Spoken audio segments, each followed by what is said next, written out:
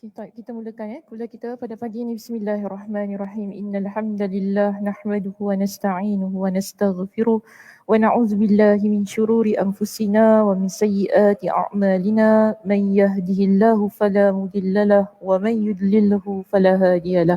Wa asyhadu an la ilaha illallah wahdahu la syarikalah wa asyhadu anna Muhammadan 'abduhu wa rasuluh. Amma ba'd. Rabbi shrah li sadri wa yassir li amri wahlul 'uqdatam min lisani yafqahu qawli. Rabbi zidni ilma warzuqni rahma. Allahumma inna nas'aluka ilman nafi'a wa rizqan tayyiba wa amalan mutaqabbala. Assalamualaikum warahmatullahi wabarakatuh. Apa khabar? Semuanya sihat pagi ni? Alhamdulillah sihat. Kak Som sihat? Kenapa hari ni tak ramai?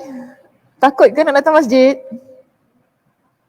Masjid Gufran tidak ada pengumuman kan? Ditutup kan? Tidak ada kan? Mungkin ramai ingatkan kuliah berpindah online sepenuhnya. Mungkin. Sebab ada kuliah saya yang dah berpindah ke online ada kembali online, tidak ada kuliah fizikal. Tapi Gufran dia tak keluarkan apa-apa poster kan? Okey je, kenapa?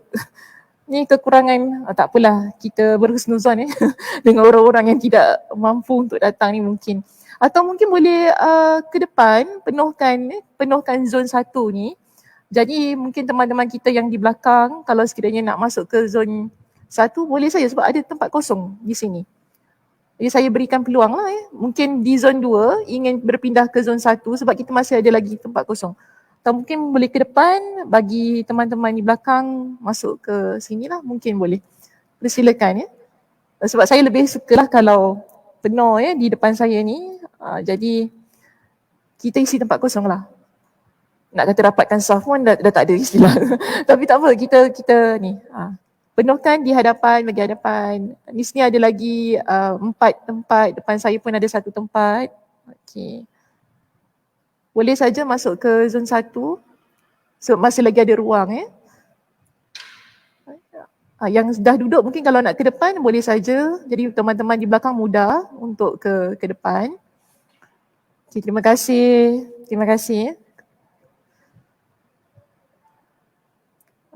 Silakan jika boleh ke depan, silakan.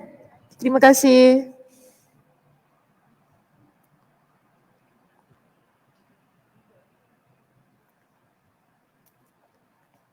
Kenapa? Kenapa ketawa-ketawa? Malas nak bangun. Tak apa. Malas nak bangun. Penuhkan je depan, tak masalah. Okey. Tak apa, pelan-pelan. Kakak dekat belakang pun kalau nak pergi depan boleh je. Siapa-siapa nak ke depan sini ada 1 tempat kosong. Okey. Jangan kelang kabut, tak apa, pelan-pelan.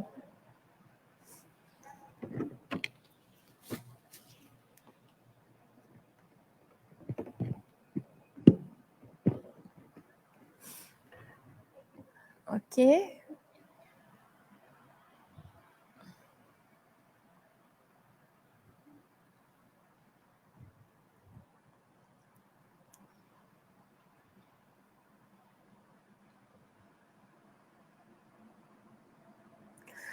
Okey, baik. Kita mulakan kuliah kita hari ini. Kita akan bermula di muka surat yang keberapa? Boleh? 218. Okey, betul. Kita akan mulakan pengajian pada pagi ini di muka surat 218. Kita akan terus masuk kepada poin kita C di bawah itu, poin C, kehidupan hati. Bagi saya dia adalah kesinambungan ataupun sambungan daripada perbincangan kita yang B. Cuma di sini dia akan lebih kuatkan lagi bagaimana hati seseorang itu akan menjadi lebih hidup ketika dia menjalani kehidupannya di atas muka bumi ini. Jadi teman-teman kita yang di rumah juga sila buka muka surat 218. Kita akan mulakan perbincangan di poin kita yang C bertajuk kehidupan hati. Baik, sebagaimana jasad manusia tidak memiliki kehidupan sebelum malaikat iaitu utusan Allah meniupkan roh bagi jasad tersebut, maka demikian pula yang berlaku pada roh dan hati manusia.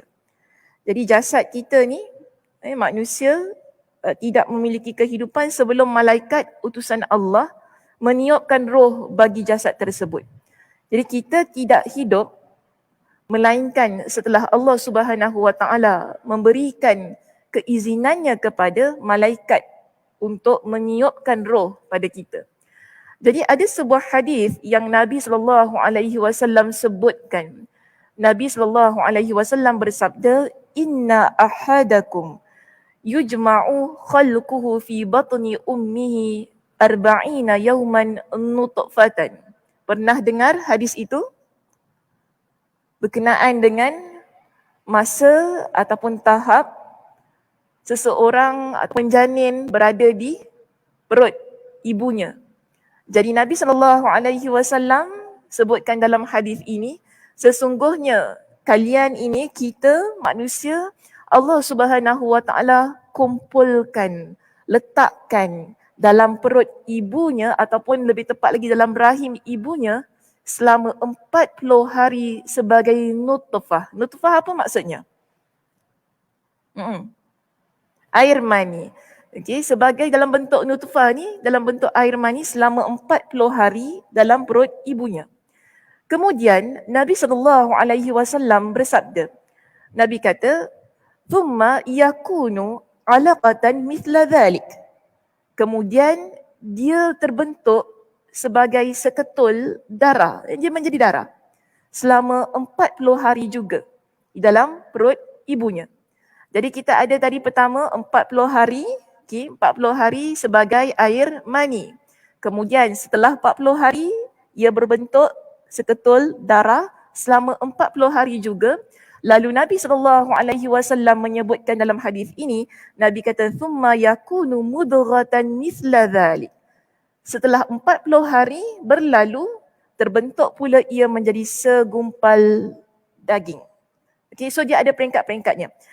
Air mani 40 hari, seketul daging, seketul darah 40 hari, segumpal daging 40 hari. Jadi 40, berapa? 120. Wah, belajar matematik ya kita pagi ni.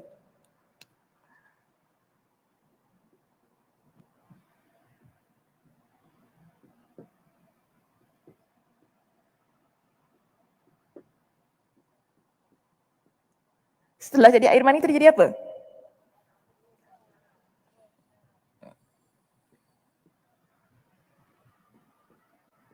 Kalau 120 hari ni agak-agak dah berapa bulan dah?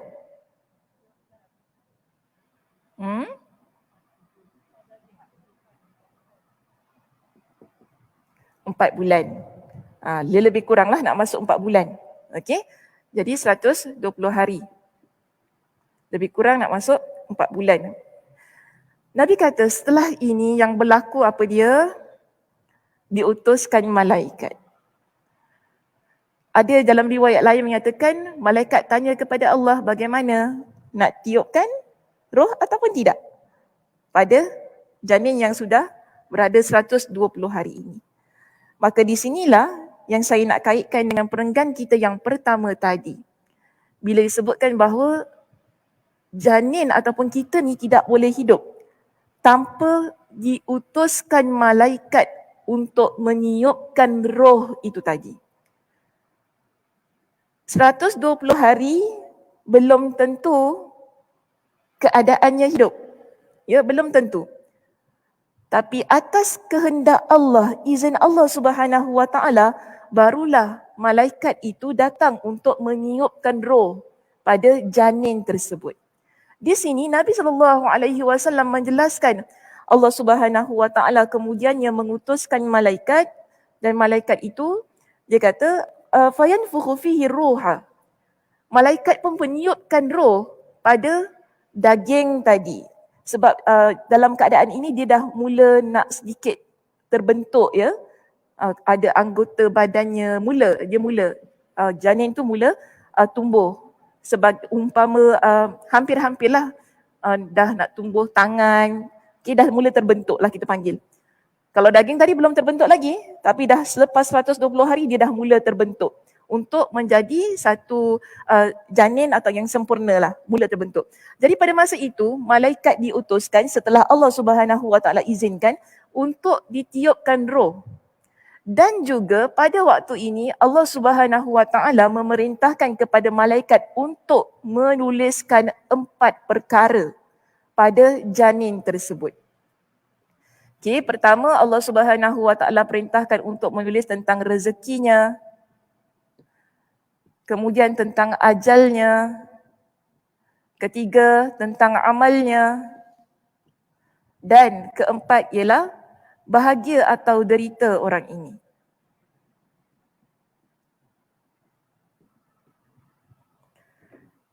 Keempat-empat perkara ini berkaitan tentang kehidupan.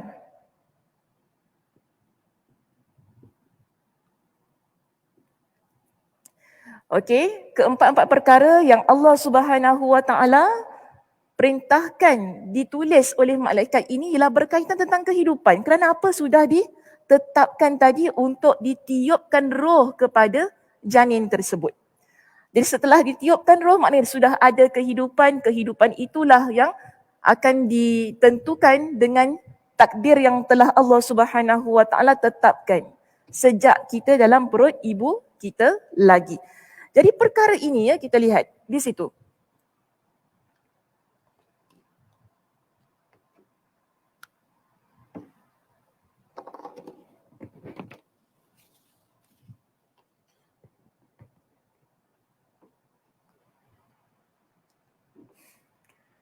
Keadaan manusia yang hidup tadi, Allah Subhanahu Wa Taala berikan kepada dia dengan peluang untuk hidup pada usia 120 hari dalam perut ibunya, dalam keadaan yang begitu.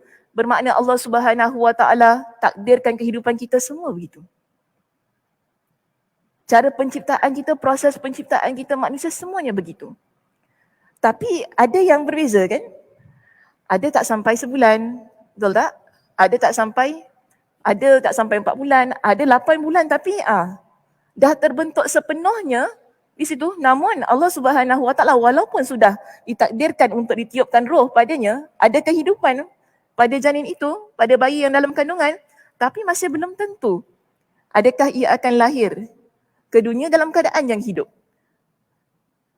Ada yang telah melahirkan tapi bayinya tidak memiliki kehidupan. Ini semua takdir Allah Subhanahu Wa Taala.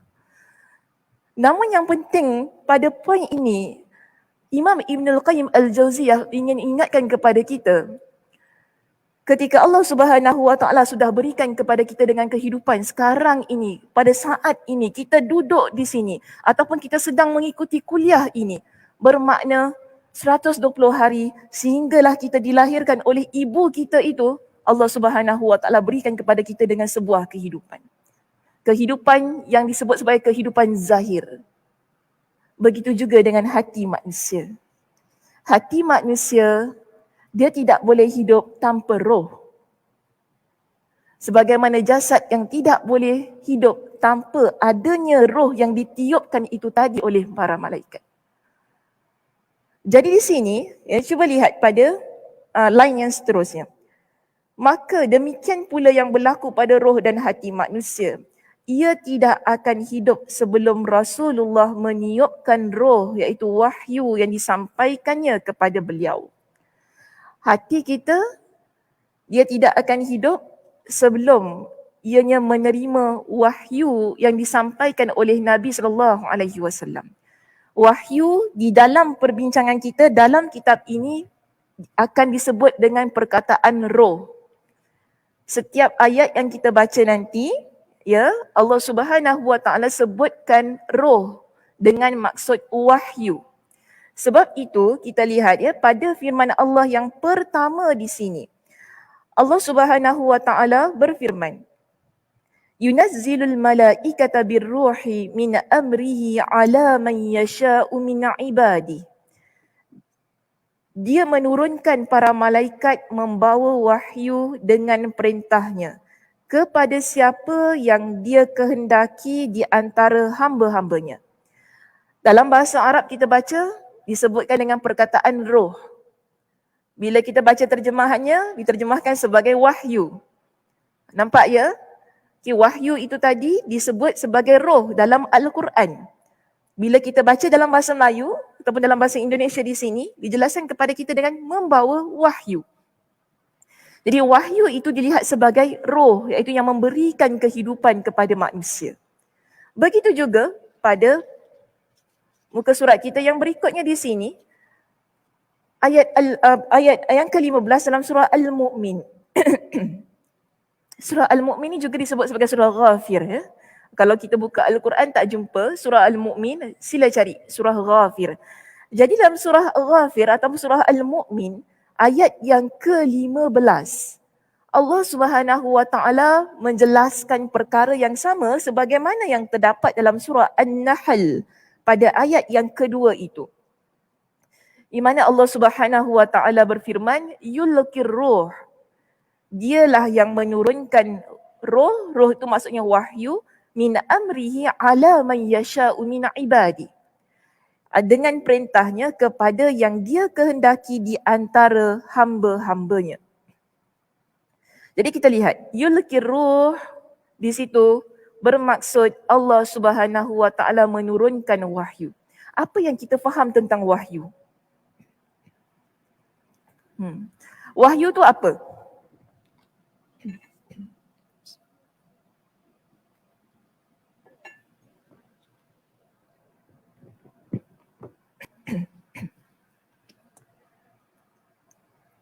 Wahyu itu apa? Ustazah kena bangun.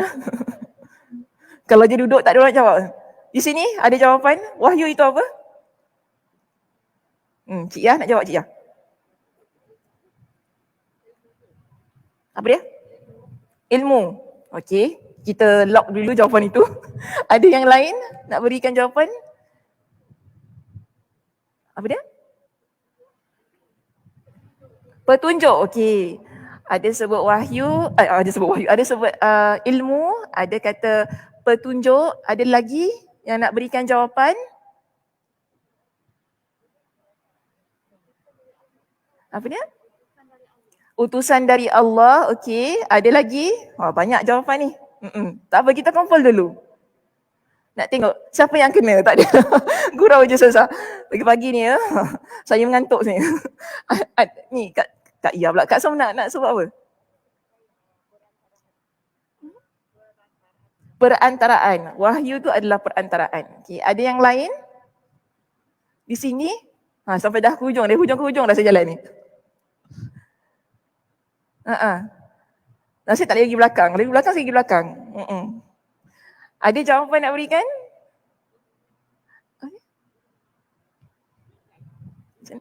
Bimbingan. Okey, bimbingan. Ilmu, petunjuk. Tadi ada bimbingan. Tadi siapa sebut? Perantaraan. Ada saya tertinggal? Ada siapa-siapa lagi nak tambah? Tak Nisa nak cakap apa?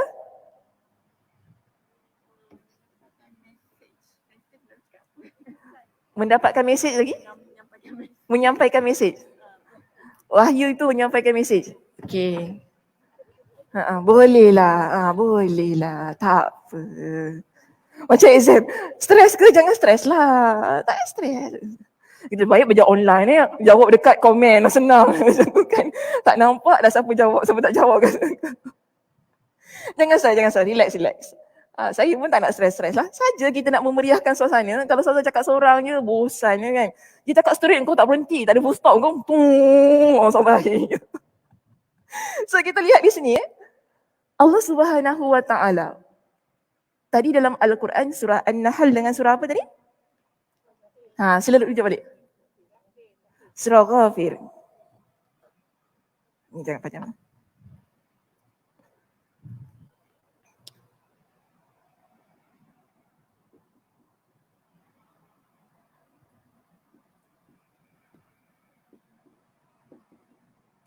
Tadi ni ayat berapa ya? 15. Baik, dalam kedua-dua ayat ini kita lihat dalam Al-Quran Allah Subhanahu wa Ta'ala menggunakan perkataan ar-ruh. atau kita kata roh. Tapi kita faham roh ini bukanlah roh sebagaimana yang ditiupkan oleh malaikat itu tadi ke dalam rahim seorang ibu. Dia tak sama. Dalam perkataan roh ini yang kita fahami ia sebagai wahyu. Tadi dah ramai berikan maksud wahyu. Ada kata bimbingan, ada kata petunjuk, ada kata ilmu. Tadi apa mesej yang disampaikan, panjang jawapannya. Mesej yang disampaikan macam-macam berikan jawapan. Tetapi kita rujuk semula pada buku kita ayat yang berikutnya, apa yang Allah Subhanahu Wa Taala firmankan di situ. Alah, jawapan kat buku rupanya, penat ni tanya. Okey, kita lihat pada surah Asy-Syura ayat yang ke-52. Okey, kita kuatkan kedua-dua surah tadi dengan surah Asy-Syura. Ayat 52, betul Allah Subhanahu Wa Taala berfirman, "Wa kadzalika auhayna ilaika ruham min amrina." Sekali lagi kita dapati ada perkataan roh di dalam ayat ini. Yang mana Allah Subhanahu Wa Taala kata kami turunkan roh itu dengan perintah kami. Sama juga kan dengan surah An-Nahl dan juga surah Ghafir. Yang mana Allah Subhanahu Wa Taala turunkan roh itu, sampaikan roh itu dengan perintahnya. Tidak ada dengan perintah yang lain. Hanya dengan perintah Allah. Lalu di sini Allah Subhanahu Wa Taala juga ingatkan kepada kita. Sebenarnya Allah Subhanahu Wa Taala yang Allah bicarakan di sinilah kepada Nabi SAW.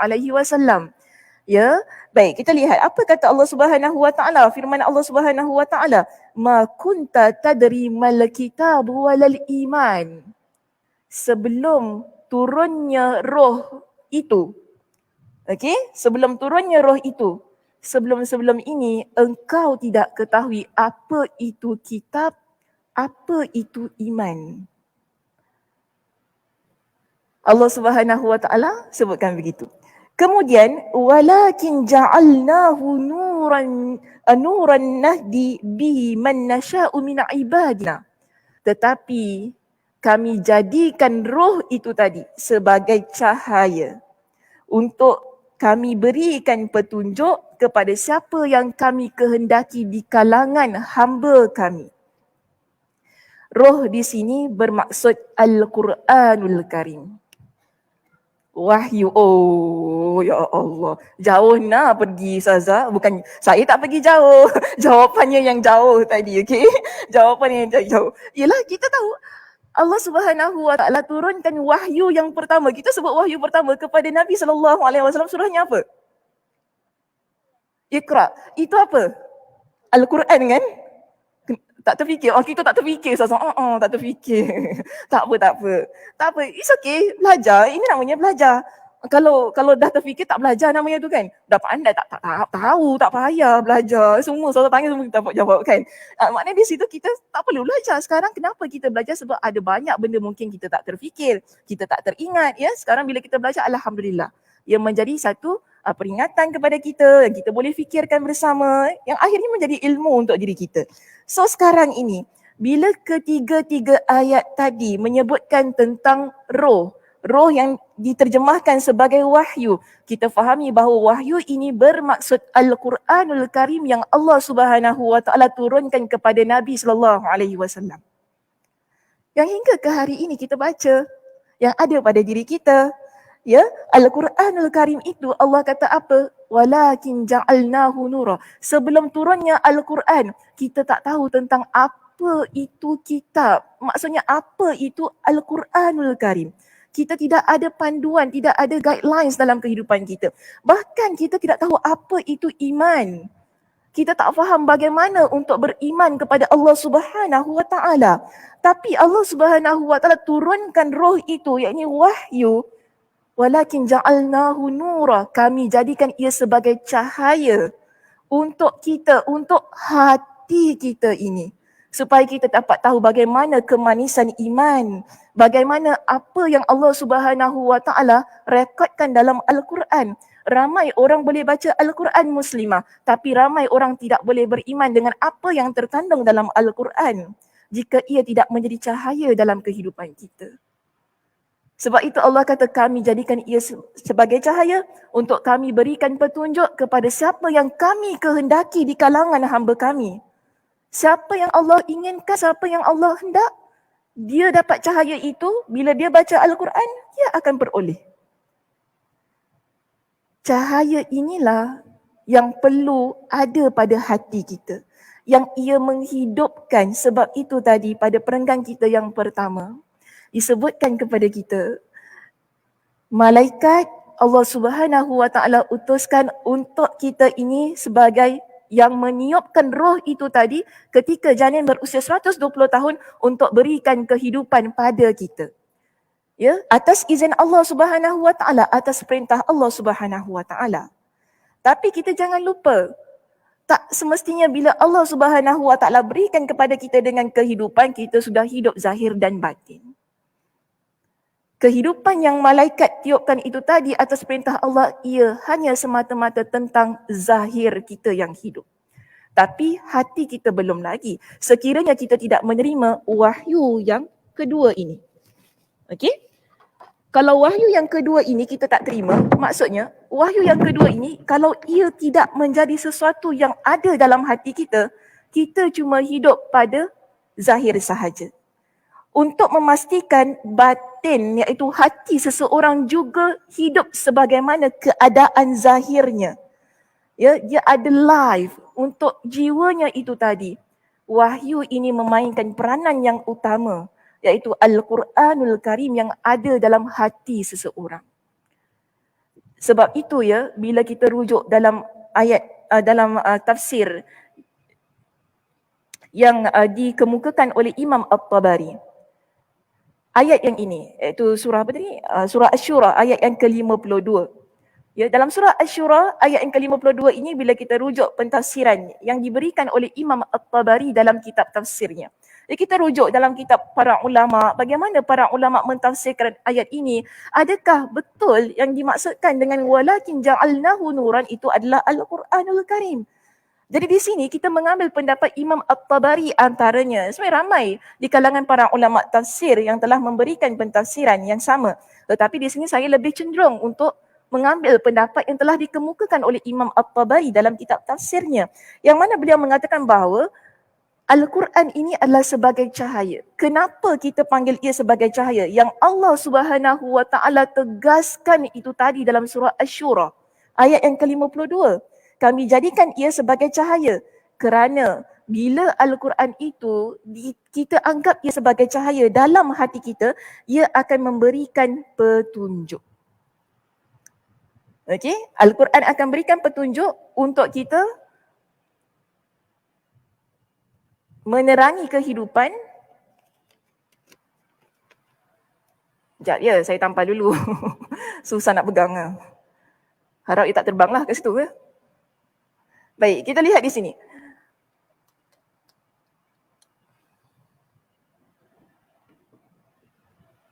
Imam At-Tabari, ketika dia tafsirkan surah Asy-Syura, maaf ya, surahnya di bawah sini saya letak, tapi pentafsirannya saya letak di sini. Number one. Okey, ada link dia. 1 dan 1 di situ. Dalam surah, dalam kitab tafsir At-Tabari, kita lihat ya. Imam At-Tabari menjelaskan, Al-Quran itu dianggap sebagai cahaya kerana apa? Ia menerangi kehidupan manusia. Bagaimana?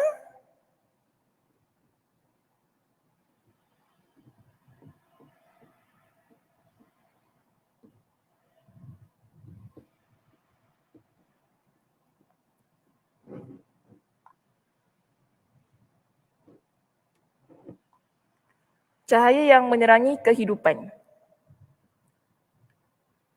Kerana dalam Al-Quran ni dia ada 2 perkara utama. 1, dalam Al-Quran ajarkan kepada kita dengan amalan-amalan yang baik. Dalam Al-Quran, ia mengajarkan kepada kita bagaimana untuk mencari keselamatan dari api neraka.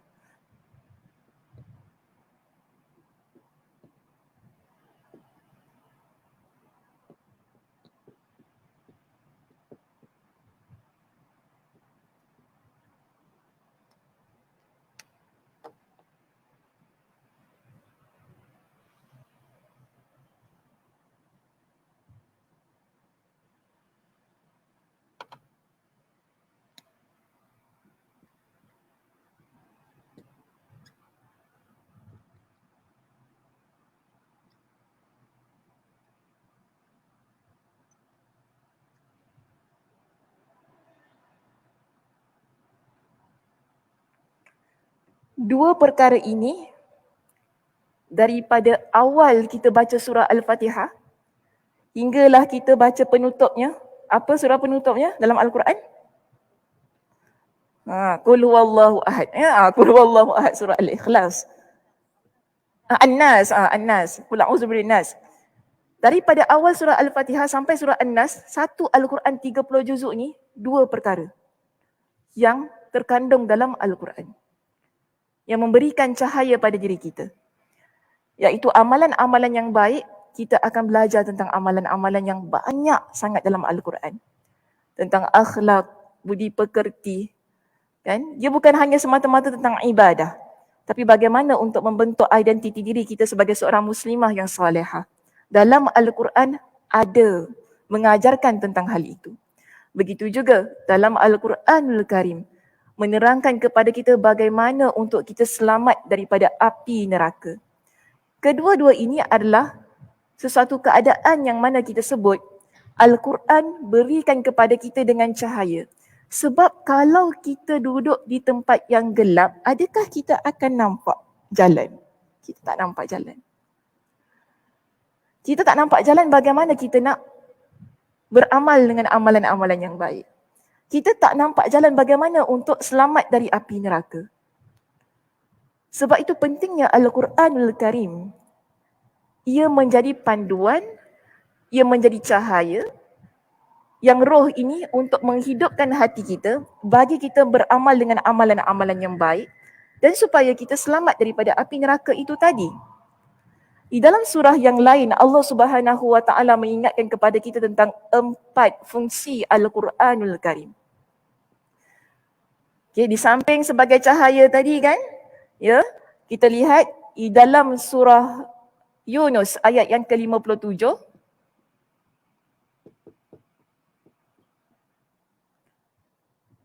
Asal gelap ya, mendung ya. Okey ya, tak ngantuk ya. Okey ya. Dia malap. Di dalam surah Yunus ayat yang ke-57, Allah Subhanahu Wa Taala menyebutkan 4 ya fungsi Al-Quran kepada kita ini orang yang beriman. Allah Subhanahu Wa Taala berfirman, ya ayyuhallazina amanu qad ja'atkum mau'izatum mir rabbikum. Saya rasa ramai yang tahu ayat ini. Sebab biasa juga kita tampilkan ayat ini sebagai perbincangan kita. Jadi Allah Subhanahu Wa Taala mengingatkan kepada kita, wahai orang-orang yang beriman, sesungguhnya kami telah datangkan kepada kalian dengan mau'izah. Mau'izah iaitu nasihat daripada Tuhan kalian. Satu, kita ada mau'izah. Mau'izah ni maksudnya nasihat.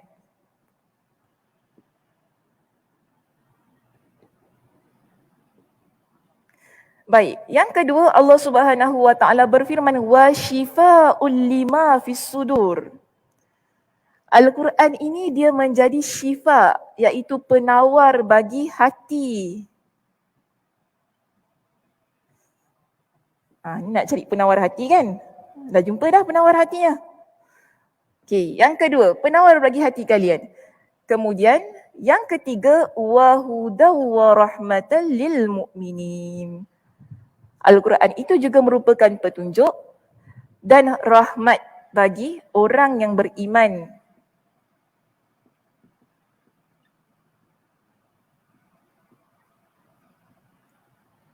So kita ada 4 fungsi ini yang mana menguatkan kepada kita ataupun kepada keyakinan kita, Al-Quran adalah cahaya yang berikan kepada kita dengan jalan untuk mencari banyak solusi dalam kehidupan, yang memberikan panduan terbaik dalam kehidupan kita. Dalam Al-Quran itu dia ada nasihat. Allah Subhanahu Wa Taala banyak memberikan nasihat dalam Al-Quran ini supaya kita sentiasa menjadi hamba Allah yang takut kepada Allah. Maksud bila takut kepada Allah ni, kita nak jadi seorang muslimah yang baik, muslimah yang sentiasa menjaga akhlak kita, menjaga pertuturan kita, yang sentiasa nak menjadi seorang muslimah berbakti kepada kedua ibu bapa kita, berbakti kepada suami, mendidik anak-anak. Begitu keadaannya dalam Al-Quran, memberikan peranan yang sedemikian. Begitu juga Al-Quran ini adalah penawar pada hati kita. yang menghidupkan hati tadi. Allah Subhanahu Wa Taala turunkan roh itu tadi, iaitu wahyu. Ini Al-Quran sebagai penawar pada hati untuk memberikan kehidupan kepada bukan sahaja dirinya tapi hati yang ada dalam diri dia. Dan di sini Allah Subhanahu Wa Taala juga ingatkan kepada kita, Al-Quran ini memberikan petunjuk, guidelines dalam kehidupan kita. Sebab itu Nabi SAW bila ada orang jumpa Aisyah radhiyallahu anha, kan? Orang tanya kepada Aisyah, wahai Aisyah, Nabi ni macam mana? Orang tanya kan, Nabi ni macam mana?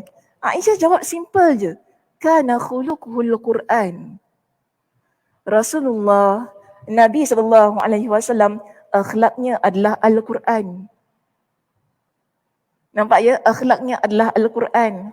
Maknanya setiap sesuatu yang terdapat dalam Al-Quranul Karim tentang akhlak, tentang budi bicara, tentang perkataan, apa sahaja segenap kehidupannya berpandukan kepada Al-Quranul Karim yang memberikan petunjuk bagaimana seseorang tersebut perlu melalui kehidupan ini sebagai seorang Muslim yang sebenar-benarnya Muslim.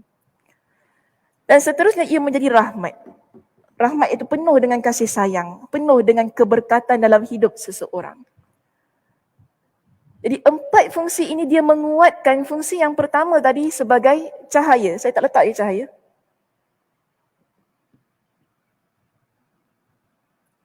Sebagai cahaya yang menerangi kehidupan kita. Sebab itu Al-Quran ini dia perlu dibaca. Al-Quran tidak boleh kita simpan, kan, letak dekat kita punya bookshelf. Lepas tu beli kan, cantiknya Quran ni lawa. Pergi kedai ya, tengok Quran warna pink. Kat rumah Quran warna pink dah 2. Lepas tu pergi mana-mana nampak Quran warna pink lagi. Cantik cetakannya, bunga-bunga. Lepas tu bawah dia ada footnote. Bagus Quran ini. Ada Quran, lepas tu ada tag-tag kau. Macam tu kan. So boleh tengok ini apa, bagus, kita beli. Dah beli lepas tu buat apa? Jawab sendiri. Simpan. Dah beli lepas tu simpan ya, betul tak? Ramai kan macam tu kan? Kita beli, kita simpan.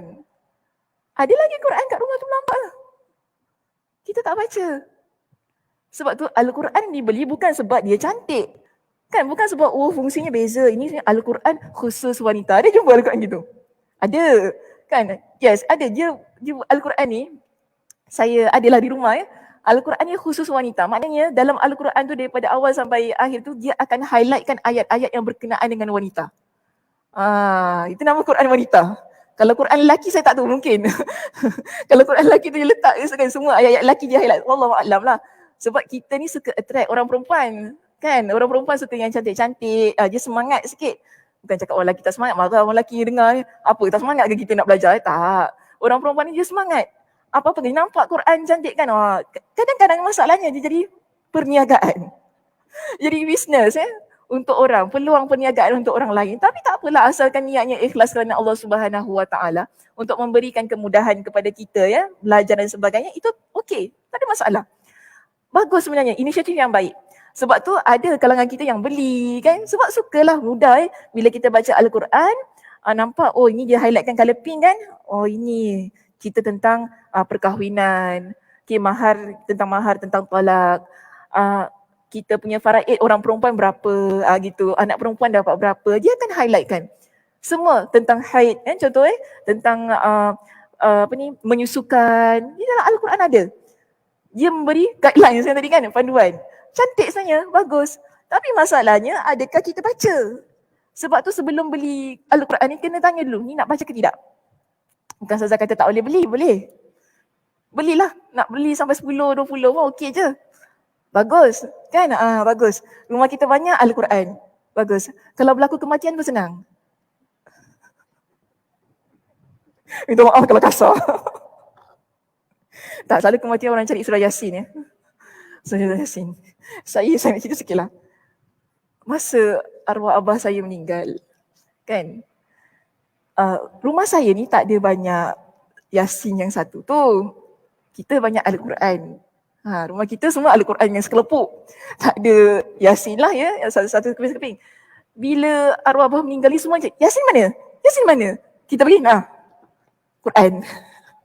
Quran, ambil di Quran. Quran? Yasin tak ada. Apa ni rumah korang? Tak ada Yasin. Apa ni rumah korang? Kenapa? Dosa ke rumah kita ada Yasin? Dosa ke rumah kita ada Yasin? Ya, itu masalahnya. Al-Quran Al-Karim, kerana begini, kita nak didik, saya selalu ingat ni, arwah Abah selalu didik, baca Quran bukan baca Yasin. Maksudnya, yelah baca Yasin tu baca Yasin bagus. Tetapi baca Al-Quran itu keseluruhannya. Bukan kita pilih-pilih. Saya tidak menafikan ya, ada fadilat-fadilatnya, ada keadaan-keadaannya. Terang ada cahaya. Nampak kan cahaya nur tu tadi? Saya baru cerita pasal cahaya kan. Nampak ada cahaya. Sini belum keluar cahaya lagi. Mudah-mudahan kalau dia buka spotlight. Ada spotlight? Tak ada kat sini ya. Ada cahaya di situ. Masalahnya sekarang, Al-Quranul Karim tersebut, yang satu ni, yang ada ni, pastikan kita baca. Bukan ia menjadi simpanan semata-mata. Kerana kita nak jadikan ia cahaya dalam kehidupan kita. Al-Quran ya berfungsi sebagai cahaya apabila ataupun sebagai syifa, mau'izah, ya tadi kan, sebagai petunjuk, sebagai rahmat apabila ianya dibaca. Kita tadabbur Al-Quranul Karim untuk menghidupkan hati kita. Di sini lihat pada ayat yang tersebut. Saya nak terus pergi kepada perenggan kita yang berikutnya. Pada ayat-ayat tersebut, Allah menganalogikan wahyunya dengan roh dan cahaya. Maksud ayat-ayat tersebut tadi, surah An-Nahl ayat yang kedua, kita ada surah Al-Mu'min ataupun surah Ghafir ayat yang ke-15 dan kita ada surah Asy-Syura pada ayat yang ke-52. Jadi Imam Ibnul Qayyim Al-Jauziyah disebutkan di sini, dijelaskan kepada kita Allah menganalogikan wahyu yang terdapat pada ketiga-tiga ayat tersebut dengan roh dan cahaya. Dan pula difahami bahawa kehidupan dan cahaya kehidupan itu bergantung pada tiupan Rasul Allah, baik malaikat iaitu Jibril maupun manusia iaitu Muhammad sallallahu alaihi wasallam. Jadi sekarang ini kita ada dua roh tadi kan yang kita bincangkan. Satu roh yang dibawa oleh malaikat tadi, yang malaikat diperintahkan untuk tiup ke dalam rahim seorang wanita ketika janinnya berusia 120 hari. Okey, so jangan campurkan ya. Yang kedua ialah roh yang dibawa oleh Nabi SAW yang juga kita umpamakan ia, kita analogikan ia sebagai tiupan yang dibawa oleh Rasulullah untuk hati orang yang beriman, iaitu Al-Quranul Karim. Kedua-dua roh tersebut memberikan fungsi yang sama, iaitu memberikan kehidupan pada zahir, pada batin. Sebab tu di sini kita lihat siapa saja yang memperoleh ketiupan kedua utusan Allah. Siapa saja antara kita yang memiliki kedua-dua tiupan itu tadi, iaitu tiupan yang dibawa oleh malaikat untuk rahim tadi kan, dan juga tiupan yang dibawa oleh Nabi SAW, iaitu Al-Quranul Karim. Dia kata telah mendapatkan dua kehidupan zahir dan batin. Zahir dan batin. Sekarang kita ada kehidupan yang pertama yang ditiupkan oleh malaikat tadi atas perintah Allah. Alhamdulillah. Kita ada kehidupan itu, kehidupan zahir kita. Tapi bagaimana kehidupan batinnya? Di sini. Bagaimana kita dengan Al-Quranul Karim itu tadi? Untuk memastikan kehidupan pada batin kita, iaitu pada hati kita. Dan dikatakan sebaliknya, siapa saja yang memperoleh tiupan malaikat, tetapi tidak memperoleh tiupan Muhammad, maka dia hanya mendapat salah satu kehidupan zahirnya sahaja, namun tidak mendapat kehidupan batinnya. Tadi ada dua kehidupan. Kalau kita cuma ada satu kehidupan, bermakna kita tidak ada kehidupan yang lagi satu, iaitu kehidupan pada hati. Yang hidup hanya zahir, tapi batinnya tidak hidup. Kerana tiupan yang Nabi SAW bawa, iaitu Al-Quranul Karim, tidak ada pada hati kita. Okey? Dan di sini Allah Subhanahu Wa Taala berfirman, Awaman kana maitan fa ahyainahu wa ja'alna lahu nuran yamshi bihi fin nasi kaman mathaluhu fiz zulumati laysa bi kharijin minha. Surah Al-An'am pada ayat yang ke-122. Surah Al-An'am pada ayat yang ke-122. Ini merupakan perumpamaan yang Allah Subhanahu Wa Taala berikan. Cahaya dah masuk ke sini. Perasan tak? Panas tak? Panas pula ya? Allah, panaslah pula. Macam-macam kita ni manusia. Tadi tak ada matahari, ngomel pula mendung malam. Bila ada matahari panas pula. Aduh. Okey, alhamdulillah cahayanya ada di situ. Sekarang kita nak cerita tentang manusia yang ada cahaya ni. Okey, masya-Allah ya, Allah Maha mengetahui apa yang saya nak sebut ni. Allah sebutkan dalam ayat ini, surah Al-An'am ayat 122. Okey. Awaman kana maitan fa ahyainahu wa ja'alna lahu nuran yamshi bihi fin nas. Maksudnya tadi, apakah orang yang sudah mati lalu kami hidupkan dan kami beri dia cahaya yang membuatnya dapat berjalan di tengah-tengah orang ramai, sama dengan orang yang berada dalam kegelapan sehingga dia tidak dapat keluar dari sana. Maksudnya begini, Allah berikan dua keadaan manusia. Satu, kedua-duanya asalnya berada dalam keadaan yang gelap. Berada dalam keadaan yang sesat. Maaf saya guna perkataan ini. Berada dalam keadaan yang jahil. Tetapi beza apabila manusia yang pertama tadi, walaupun asalnya A dan B. Okey, saya letak A dan B. Kedua-duanya berada dalam kegelapan. Tetapi berbeza apabila A dia mendapat cahaya dari Allah Subhanahu Wa Taala setelah asalnya dia itu mati. Maksudnya matilah, dulu dia berada dalam keadaan kegelapan. Dulu dia tidak beriman kepada Allah. Dulu mungkin dia bukan orang yang baik. Ya, dulu mungkin dia adalah orang yang banyak sangat melakukan kemaksiatan, bermakna dia dalam kegelapan.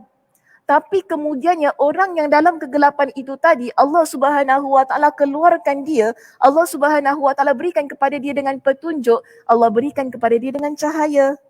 Kehidupannya jauh lebih baik daripada orang yang terus-terusan berada dalam keadaan yang penuh kegelapan. Ini maksudnya dalam surah Al-An'am pada ayat yang 122 itu tadi.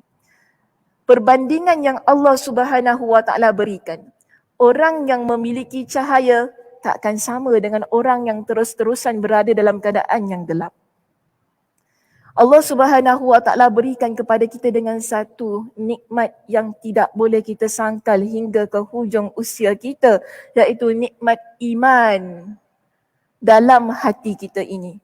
Kerana keimanan tersebutlah kita boleh mendapatkan cahaya yang terdapat dalam Al-Quranul Karim, yang memberikan cahaya pada seluruh kehidupan kita sebagai mau'izah, nasihat, sebagai penawar bagi diri kita, sebagai petunjuk dan juga sebagai rahmat. Namun orang yang hidup dalam keadaan yang penuh kegelapan itu tadi, adakah dia sama dengan orang yang mendapatkan cahaya Al-Quran? Takkan sama sampai bila-bila. Kerana orang yang berada dalam kegelapan tersebut, mereka terus-terusan berada dalam keadaan yang sesat. Tidak nampak jalan. Mereka berada dalam keadaan yang tak tahu mana nak pergi. Jalan kanan ke jalan kiri ataupun jalan depan ataupun patah balik ke belakang. Kerana hidupnya penuh dengan kegelapan. Berbeza dengan orang yang dia baca Al-Quran, yang menjadikan cahaya pada hati dia, yang menghidupkan pada diri dia. Walaupun saya nak kata begini ya, walaupun kita ni ada melakukan dosa, tapi oleh kerana Al-Quran itu tadi dia sebagai rahmat dalam kehidupan kita, kita akan tetap balik ke pangkal jalan. Kerana keimanan yang ada dalam hati kita. Kerana Al-Quran yang ada tu di samping kita, yang kita nak buka kita baca. Kalaupun kadang-kadang kita tak baca muslimah, tapi mungkin kita dengar. Kita buka ceramah ke apa-apa kan, ataupun kita dengar apa-apalah. Mungkin di radio, kita dengar ustazah online ke apa-apa, podcast, kita dengar yang mana membacakan ayat Al-Quranul Karim, dan pada masa itu kita dengar dalam hati kita ni terdetik. Kenapa ada detikan itu dalam hati ni ataupun satu gerakan untuk kita berubah, untuk kita jadi baik? Kerana kita ada keimanan. Walaupun hanya sekadar kita mendengar. Sebab itu begini, saya nak tutup perbincangan pada pagi ini. Nabi SAW, ketika Nabi SAW dalam keadaan yang sukar,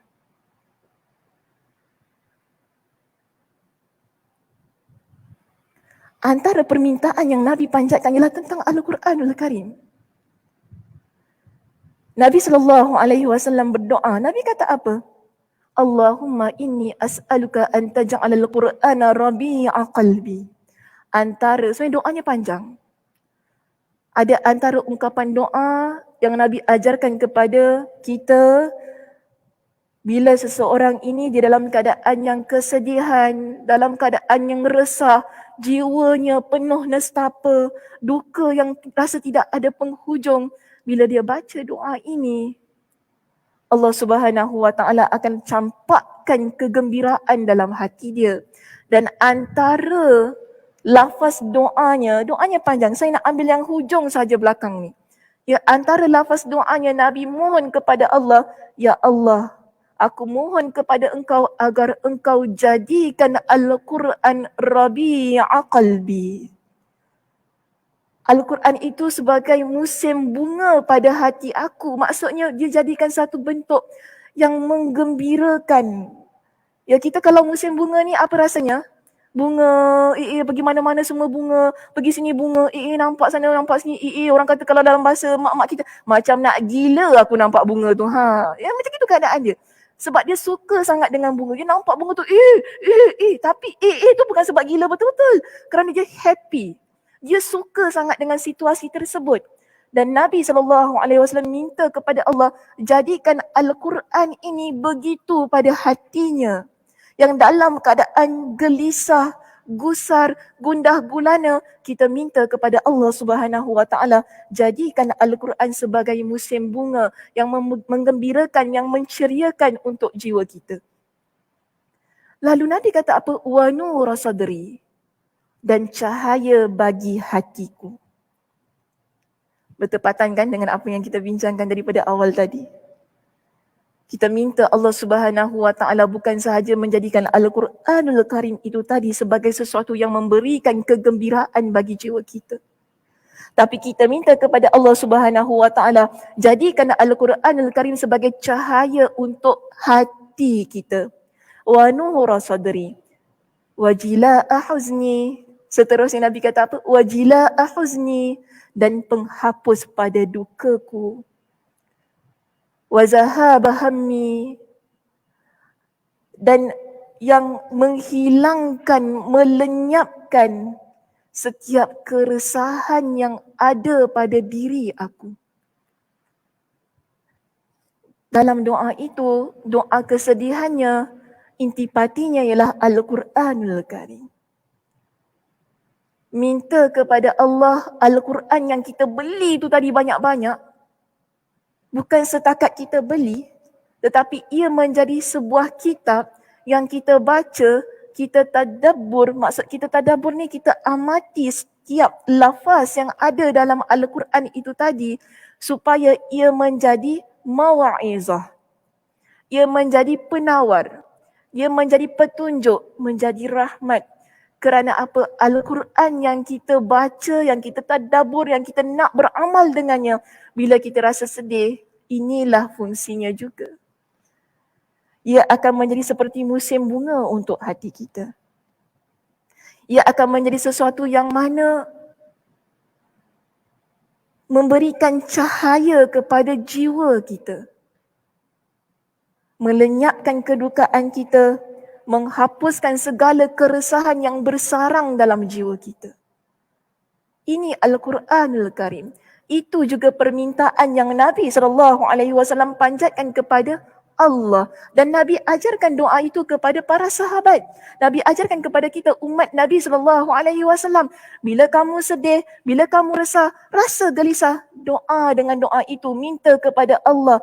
Maknanya bila kita minta kepada Allah, ia menjadi peringatan kepada kita, kalau aku sedih, yang aku buka adalah Al-Quranul Karim. Bila kita ada sesuatu masalah dalam hidup kita, kita tak buka, kita dengar kata-kata orang lain.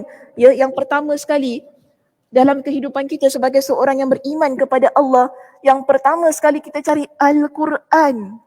Kita tak cari kata-kata motivasi untuk menguatkan semangat kita. Kan ramai orang, aku nak carilah kata-kata motivasi, kata-kata keramat dalam Google search. Penawar hati. Oh, kalau kamu berduka, ingatlah orang tersayang. Contohlah begitu keadaannya. Tapi bukan begitu keadaan kita. Adab kita ni sebagai seorang yang beriman, rasa sedih, rasa duka, gundah gulana, apa ayat yang kita nak cari? Al-Quranul Karim. Baca Al-Quranul Karim. Ya, kerana Al-Quran ini fungsinya banyak sangat untuk jiwa kita, hati kita, untuk hidupkan kembali. Kita kata revive. Bila ia mati, kita nak hidupkan dia kembali, jangan cari yang lain.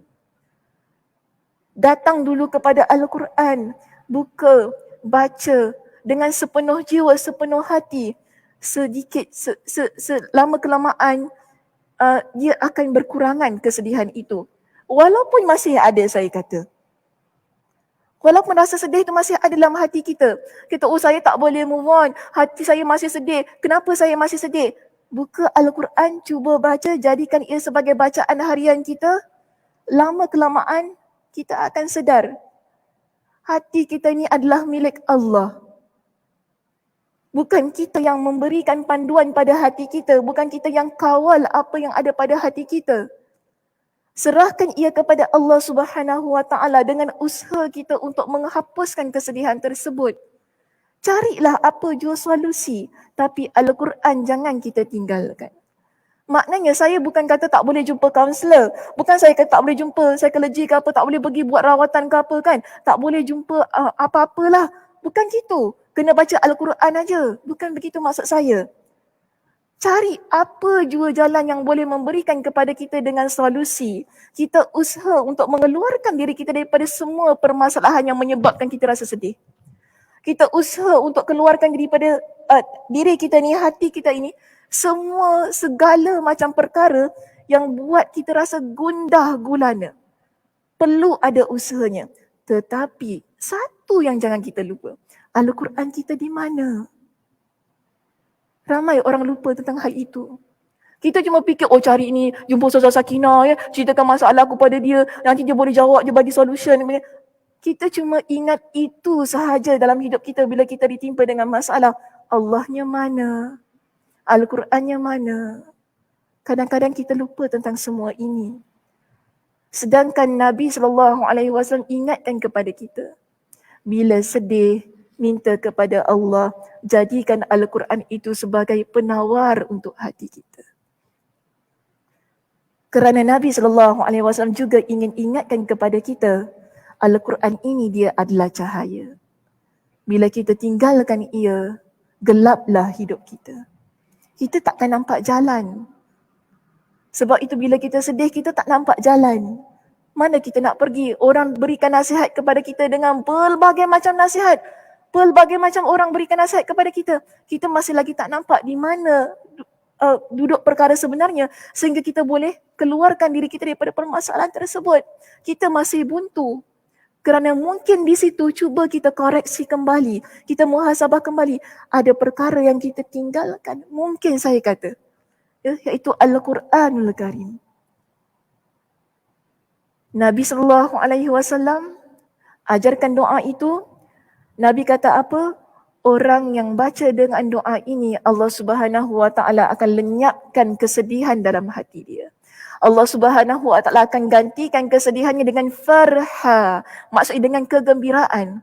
Ada di kalangan sahabat yang mendengar doa ini lalu mereka kata apa? Doa ini alangkah baiknya jika sekiranya kami ajarkan ia kepada orang lain. Nabi kata maka begitulah keadaannya. Kita dengar doa itu, kita ajarkan ia pada orang lain. Pernah kan kita bincangkan doa ini secara panjang lebar? Masih ingat lagi? Rujuk pada muka surat 56. Secara penuhnya doa itu ada di situ.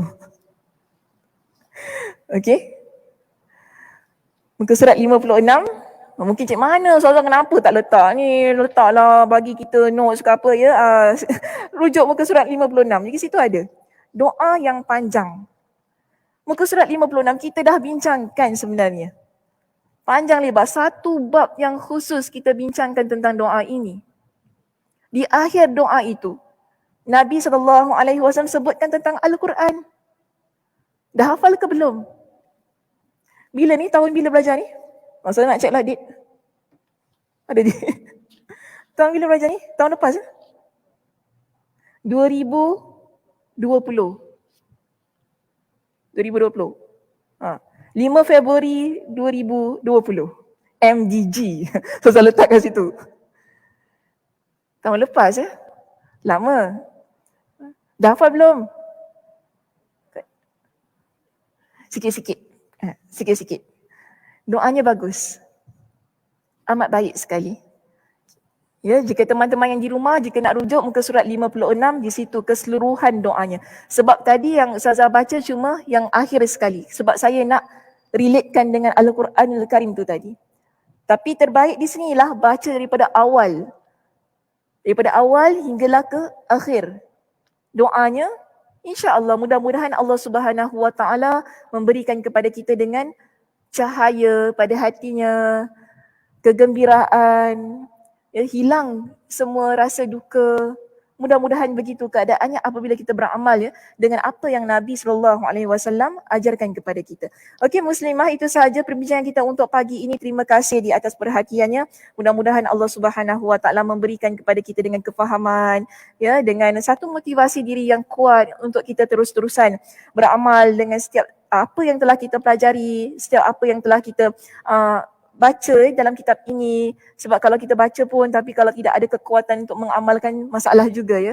Yang kita minta kepada Allah, yang penting jangan berputus asa dalam kehidupan, terus-terusan minta kepada Allah Subhanahu Wa Taala dengan kebaikan-kebaikan, ketakwaan ya, hati yang tenang, hati yang sentiasa ingat kepada Allah Subhanahu Wa Taala, terus-terusan mengangkat tangan kepada Allah Subhanahu Wa Taala untuk berdoa kepada Allah Subhanahu Wa Taala. Okey baik, saya tutup pengajian kita pada pagi ini dengan tasbih kafarah. Subhanakallahumma wa bihamdika asyhadu an la ilaha illa anta astaghfiruka wa atubu ilaik. Assalamualaikum warahmatullahi wabarakatuh.